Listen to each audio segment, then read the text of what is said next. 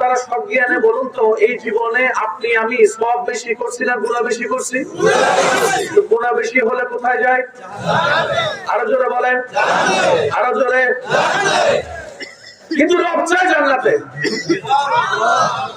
লাগছে অঙ্কটা বুঝছেন? আমরা আমাদের কর্ম বুঝতে যাচ্ছি কোথায়? রবে চাচ্ছে আমাদেরকে কোথায় দিতে? একটা লাগছে। এবার দেখেন কষ্টের জায়গার নাম কি? জাহান্নাম। কয়টা বলেন?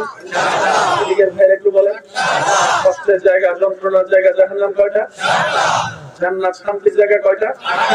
আপনার আল্লাহ তো শান্তির জায়গা একটা বেশি বানায় প্রমাণ করে দিছে। জাহান্নামের তুলনায়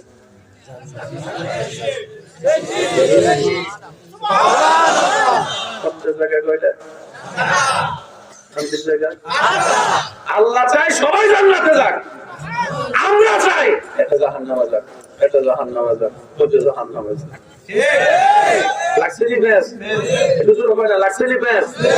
এবার হিকমতটা দেখেন, আল্লাহ কত সুন্দর হিকমত। রব বলে, বান্দা খুব মায়া করে তোরে বানাইছি, খুব মায়া করে সব সৃষ্টিকে আদেশ দিয়ে বানিয়েছি।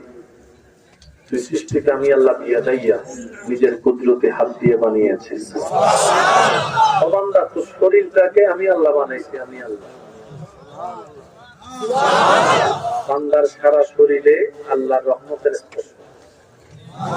আল্লাহ পাক বলে, তোর মা 10 মাস পেটে রাখাতে তুই ভুল করার পরও তোর বাবার থেকে মায়ের খেতে তোরে দেয় নাই।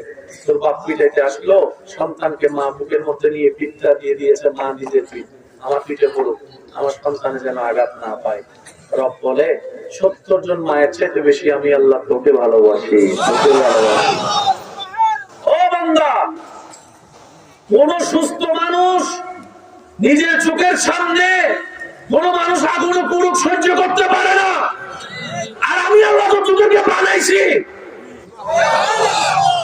আমি চাই না তোরা জাহান্নামে যা, আমি চাই না, আমি চাই না। যত ধরনের সুযোগ আমি আল্লাহ সব উন্মুক্ত করে দিলাম, তারপরে তোরা জান্নাতে যাওয়ার চেষ্টা কর। রবের পক্ষ থেকে সুযোগ আসছে কি আসে নাই?